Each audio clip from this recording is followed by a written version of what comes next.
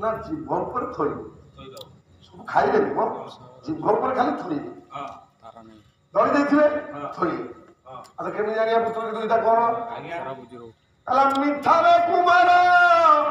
খটারে কুমারী ভিতরে যা মোরা সোতা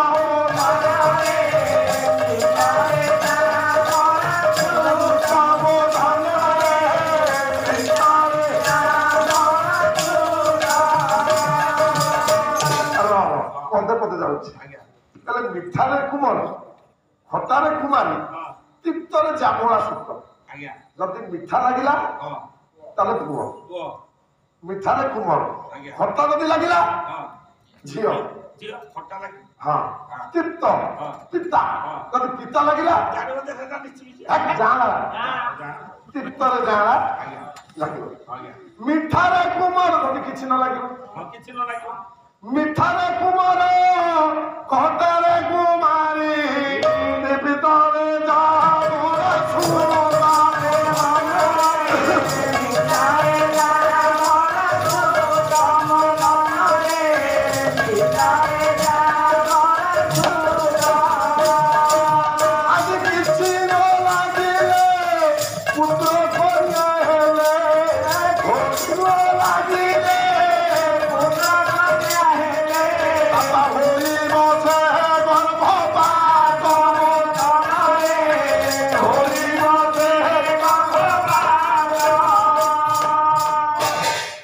କିଛି ନ ଲାଗିଲା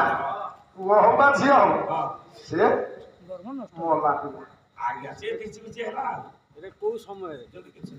ଆଜ୍ଞା କୋଉ ସମୟ କେତେ ମାସ ଆଉ ଗୋଟିଏ ଦିଟା ମାସରେ ହେଇଯିବ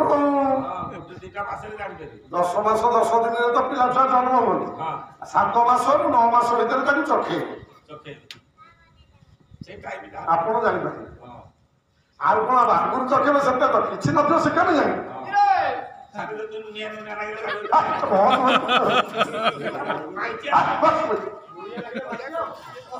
ଗୋଟେ ଶାସ୍ତ୍ର ଲେଖରେ କୁହ କଥା କୋଉଠି ରହିଲେ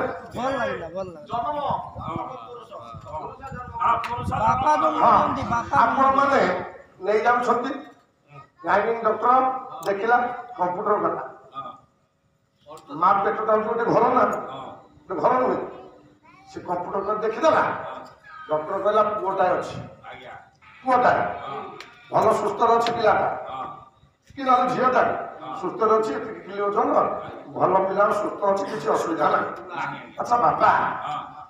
ଯଦି ସେ ଜନ୍ମ ନ ହେଇଥାନ୍ତା ପୁଅ କି ଝିଅ କେମିତି ଜଣା ପଡିବ ଗୋଟେ ଘର ଭିତରେ ଅଛି ଜଣେ କବାଟ ଖୋଲିଲେ ସେ ଘରୁ ସେ ରଙ୍ଗ ବାହାରିବ ଆମେ ଜଣକୁ ତାଲା ପକେଇକି ରଖିଛେ ତାଲା ପକେଇଲା ବେলা ବାପା ଘର ଭିତରେ ରହିଲା ପୁଅ କି ଝୁଅ କବାଟ ଖୋଲିଲେ ବାହାରିବ ଯଦି ଘର ଭିତରେ ଆମେ ଜାଣିପାରୁଛେ ପୁଅ କି ଝିଅ ତାହେଲେ ସେ ଜନ୍ମ ହେଇଛି ନା ହେଇନି ଆପଣ ମାନେ କୁହନ୍ତୁ ମୁଁ କହିବି ଜନ୍ମ ହେଇଛି